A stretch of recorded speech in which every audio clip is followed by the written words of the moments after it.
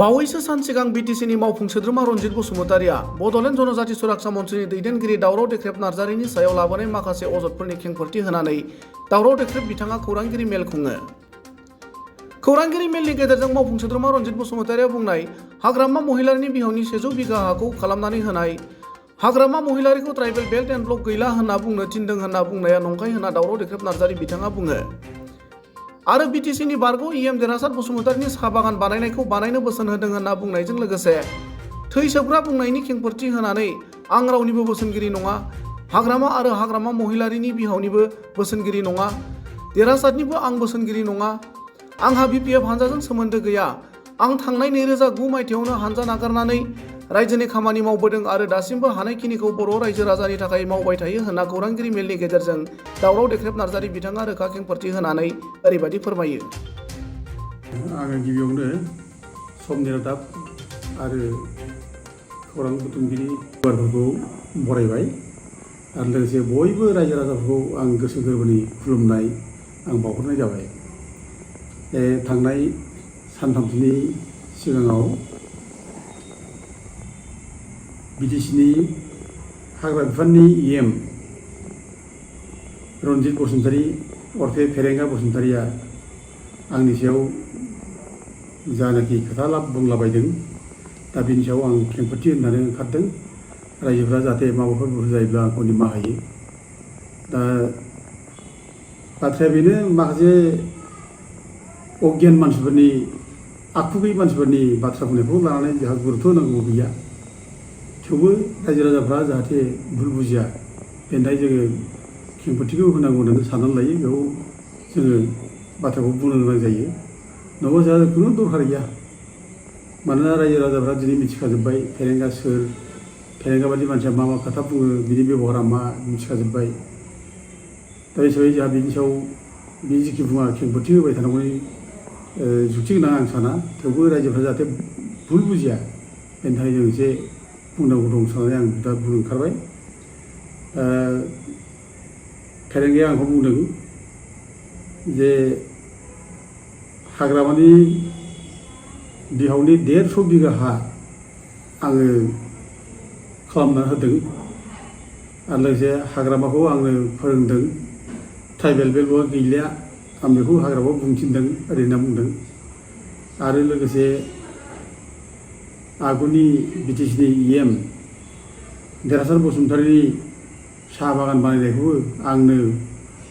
बानायनो बोसोन होदों होननानै फेरेंगा आंखौ दाय होननानै बुंदों। आरो लोगोसे आरोबाव बुंबावदों बिथाङा आंखौ जे आंलायनो लुवार, थै सोबग्रा, थै लोंनो मोजां मोनग्रा ओमफ्राय सिखो, बे बाथ्राखौ बिथाङा बुंदों। आं दिनै बेखौनो खेंफोरथि होनो सानदों जे आं खुनु रावनिबो आङो बोसोन होगिरि नङा, हाग्रामानि आं बोसोन होगिरि नङा, हाग्रामानि बिहावनि आं बोसोन होगिरि नङा, देरहासारनि आं बोसोन होगिरि नङा। आंहा बिपिएफ हानजाजों सोमोन्दो गैया। आं 2009आवनो बिपिएफ हानजा गारनानै आङो रायजोनिसो हानायखिनि खामानि मावबोदों, रायजोखौ सेबा खालामबोदों आरो दासिमबो जा हायो आं बर' हारिनि खामानिखौ मावबाय थायो। दा बिथांमोना रायजो राजानि गेजेराव जाखिनि गाज्रि खामानि मावबाय बे गाज्रि खामानि मावनायखौ दोनखोमानो थाखाय नों आं मानसिखौ जानला मोनला बुंलाबायनानै नङै बाङै खोथा बुंनानै रायजोफोरखौ आन्दायनो नागिरनाय बेखौनो जों दा नुबाय थायो। आं रायजोफोरनो बेखौनो बुंबाय, रायजोफ्रा भुल बुजिनो नाङा। आं रावनोबो बोसोन होगिरि नङा, आं रावनोबो बोसोन होआखै। दा आङो मोनसे सल' आं खोन्थानो सानदों रायजो राजाफोरनो। दे आंखौ जे लुवार आरो सिखो होनना माने फेरेंगा बुंदों, आं बिनि सायाव मोनसे सल' मोनसे खोन्थानो सानदों, सिखोनि सल'। दा मासे सिखोआ जायगा गैयिनि, थानो जानो जेबो गैथारैनि माहाजोन नागिरबायनानै गिदिंबाय। सानसेखालि सिखोआ लोगो मोनबाय सासे माहाजोन। दा माहाजोनाव थानो जायगा बिबाय। बे माहाजोन बुंबाय जे प्रभु, आंहा जोबोद गियान दं, आंहा जोबोद बुद्धि दं, आङो गाज्रिफोरखौ आङो अख्रुब अख्राब खालामनो हायो। नों जुदि आंखौ लायोब्ला, आं जोबोद जायगा होयोब्ला आं जोबोद नोंनो गियान होगोन, नोंनि सहाय खालामगोन। आरो नोंनि सोरबा जुदि नोंनि बेरेखा सोरबा थांग्रा दंब्ला आं बिनि थैखौ सोबनानै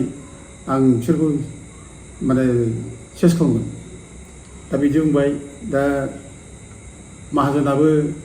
ओरैबायदि लबिया माहाजोन बेबो थगायसुला माहाजोन थगायनानै जाबोनाय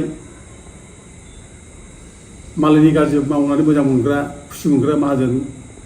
दा बेबो सानबाय जुदि गाज्रि बुद्धि होनो हायोब्ला आंनो मोजां बुद्धि हायोब्ला बे गियानि मानसिखौथ' आं लानाया मोजां आरो बे आंनि शत्रुफोरखौ जुदि साजा होनो हायोब्ला बिसोर थैसोबनो हायोब्ला आंथ' बेखौ जायगा होनाया मोजां बेनिखायनो माहाजोना सिखोनो जायगा होबाय सिखोआ माहाजोननि सिङावनो थाबाय दा सिखो खामानि गोबां मानसिफोरखौ अख्रुब खालामबाय सोरनिबा थै लोंबाय जाबाय थैजाबाय दा थैजानानै दाना बिनि माहाजोननि फोरजालिफोरनि बिसोरनि हामा मावबाय बिसोरनि थैसोबबाय बयनिबो थैसोबनानै फोरजालिफ्रा ओरैबायदि गाज्रि मोनबाय सिखोखौ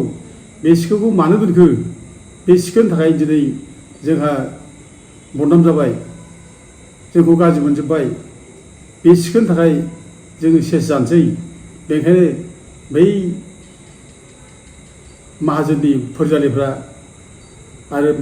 माहाजोननि फोलेरफ्रा ज' जालायनानै बे सिखौ होखारनांसिगौ होननानै ज' जालायबाय ज' जानानै सिखोखौ होखारनाय जाबाय दा बे समावनो बै फोरजालिफ्रा बुंदों जे संस्कृत रावजों बुंदों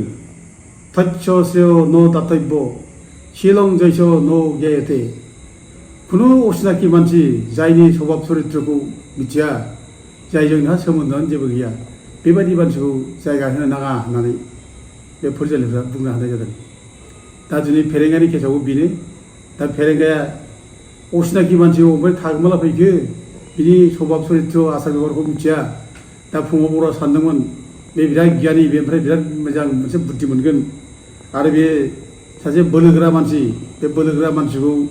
हाथियार लाबोनाय मानसि बेखौ जायगा होयोब्ला मोजां हयथ' गावनि खामानि मावगोन होनना साननानै लादोंमोन दाथ' दिनै नुबाय बे जायनाखि बोलो बाहायगासिनो दं बे बोलोआ दिनै खथि खालामगासिनो दं मानसि बुथारनाय गावथारनाय सोरनिबा न'खरखौ असान्ति खालामनाय दा बेखौसो दिनै मावगासिनो दं दा लुवार बाथ्रा होनना बुंदों जोंखौसो दा लुवारा सोर दाथ' रोखा रोखा नुबाय फेरेंगाया गावनो जे लुवार गावजे साबसे मानसिनि थै सोबखो साबसे मानसिखौ मोदै रथ' सोगाबखो दा दिनै रायजोफ्रा नुयैनो बाथ्रा गैला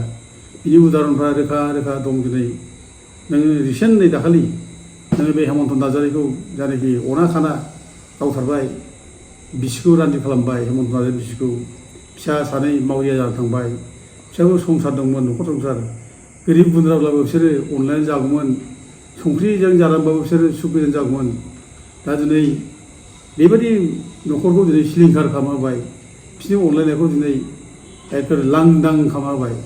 दा बिनि लुवारा सोर बे फेरेंगा नङाबा बेनो सिखावबो बेनो लुवाराबो बेनो दा दिनै बेयाव थांनानै आरोबाव बे हेमन्त नार्जारिनि न'आव थांनानै आरोबाव एथ'बारे दुखुनि समाव बुंबावबाय जे जोंसार मोसाहारि आरो जनक कुमार ब्रह्म दा बिसोरो ULB दानि थाखाय गावथारजादों ओरै बुंबावबाय एथ' गाज्रि दा लुवारा सोर सिखावा सोर दा दिनैथ' रोखा रोखा फोरमान जागासिनो दं अनेक मानसिनि माने संसारखौ नस्थ' खालामनानै बरबाद खालामनानै दिनै फेरेंगाया सोरखौ सिखो सोरखौ लुवार होनना दोनबालाय दा दिनै नुगासिनो दं मा मावदों नै रिसेन्टलि दाखालि माबायाव जोंहा सान्तिपुराव बर' फिसाफोरखौ होखारबाय होस्रांबाय बिसोरखौ BPF सापर्टार होनना होस्रांबाय बेफोरखि मानसिनि खामानि दा नोङो गोरिब गुन्द्रा सोरबा पार्टि थायो नामा सोरबा BPF सोरबा UPPL थायो नामा गोरिबा गोरिब दा दिनै बिसोरनो हा होनांगौ दायथ'आ सरकारनि दा दिनै बे जायगायाव बिसोर थादों दै बाना लोमनायनि थाखाय गोजौ गाखोनानै थाहैदों MLA थानो थिनदों होनना बुंखाबाय जयन्त बसुमतारी थादों होनना बुंखाबाय थाहैथ' दै लोमनाया थांसान्दि दा दिनै बेखिनि माने धैर्य गैया बेखौ BPF होनना होखारबाय बेसेबां गाज्रि बेसेबां अगेन बेसेबां बुंबायथाव जाथिखौ बिदि बोखावनोसै BPF UPPL बोखावनानै बिदिनो साधन खालामसै बेनो जाबाय बिटिआर सरकारनि उपेन्द्रनाथ ब्रह्मनि आदर्शजों सोलिग्रा नेताफोरनि कार्जकलापआ बेनो जाबाय जों बेखौ मुगैयो रायजोफ्रा मुगैयो बिदिखौ लाजिनांगौ दिनै जाथिखौ बिदि सासन खालामनांदों दिनै बिटिआरआव बिराद सुक्ति गोजोन सान्थि गोजोन फैबाय सान्थि फैबाय होनना बुंगासिनो दं सान्थिया बहा दं गोजोना बहा दं दिनै नोंसोर सानफ्रामबो मानसि बुथार सोरखौबा गावथारो सोरखौबा बुथारो सोरखौबा रान्दि खालामबाय सोरखौबा मावरिया खालामबाय न'खर गाबगुखु खालामबाय दिनै नोंसोर सान्थि गोजोन बिटिआर फैबाय होनना बुंनायनि मा अर्थ दं दिनैथ' नुगासिनो दं रायजोफ्रा गोजोना बोरै फैदों सान्थिया बोरै फैदों बेखौथ' रायजोआ नुयै नङा नुगासिनो दं नोंसोर दिनै गावसोरनि दायखौ जाबख'नो थाखाय दोनख'नो थाखाय दिनै नोंसोरो सान्थि फैबाय गोजोन फैबाय होननानै दल दामगासिनो दं दाथ' दिनै नुगासिनो दं नोंसोर माखौ लानानै सान्थि होनदों फालाय दिनै नोंसिनि सान्थि सुक्ति खालामनायनि उनाव दिनै जोंनि एफा गिदिर संग्रामि नेता एफा गोबाव संग्राम खालामनाय नायल' जाल' सासे लेखा गोरों संग्रामि रन्जन दैमारि बायदि मानसिखौ नोंसोर जेलाव जोबना दोनबाय आरो गोबां जेलावफोर दङ एनडिएफबि केटाफोर बिसोर जेलाव दं दाबो सोरबा फासि अर्डार जानानै दं सोरबा लाइफ लं जेल जानानै दं सोरबा 10 बोसोर 15 बोसोर 20 बोसोर जानानै दं बिसोरखौ नोंसोर धेमालि मोनबाय बिसोरखौ लानानै नोंसोर खुसि मोनबाय बिसोरखौ जेलाव जोबनो दोननो हानायखाय सान्थि फैबाय होननो नागिरबाय एनडिएफबिनि अस्त्र शस्त्र नोंसोर गथायै होनो हानायखाय सान्थि फैबाय गोजोन फैबाय बेखौ बुंनो नागिरबाय थारमाने एनडिएफबिआनो गन्दगल खालामदोंमोन एनडिएफबिनि थाखाय दावराव जादोंमोन बे बाथ्राखौसो बुंलांदों दिनै रायजो राजाफ्रा खौसे जानांसिगौ दिनै ज' जानांसिगौ दिनै बुजिनांसिगौ जोंनि माने प्रमद बर' सरकारा माबायदि सासन खालामगासिनो दं दिनै बेखौ बुजिनो सेस्था खालामनांसिगौ दिनै सान्थिया बहा दं दिनै बिसोरनि बिसिडिसिनि चेयारमेनफ्रा दिनै सोरनिबा हिन्जाव लानानै खारो बिसोरनि बिसिडिसिनि हिन्जाव हौवाफ्रा दिनै चेयारमेनफ्रा दिनै सोरबा मालाय हिन्जावजोंबो रेप खालामनो लांजायो लासिं सिं जगायनो दं बेथ' जागासिनो दं दिनै सामफ्राम थाखा फैसा लानायनि गन्दगल थाखा फैसा घुस लानाय गन्दगल नुगासिनो दं घुस लानायखौथ' मटर गारिफ्राव थाखा साननाय घुस लानायखौथ' नुगासिनो दं दिनै आइवाइ न' फैसा लायै फैसा जायै दिनै माने आइवाइ न' लुनाय बेखौथ' दिनै नुगासिनो दं आरो दिनै फेरेंगा बसुमतारी खोथाथ' बुंनो थाङोब्ला दंफां दाननायाथ' फेरेंगा गावनो दानगासिनो दं गावनो साप्लाय खालामगासिनो दं दिनै बेखौथ' बयबो नुबाय गावनो हरो दंफांखौ गावनो साप्लाय खालामो दंफांखौ दंफां बारहोयो फैसा लायै बेखौथ' रायजो राजा बुंगासिनो दं अब्ला सोर खालामदोंलाय असान्थिखौलाय करापसनखौ सोर खालामदों बिटिसिआवलाय सोर थगायसुला सोर थगाय थुसि खालामगासिनो दं दिनै बेखौ नुगासिनो दं दाथ' रावबो नुयैथ' नङा नै दाखालि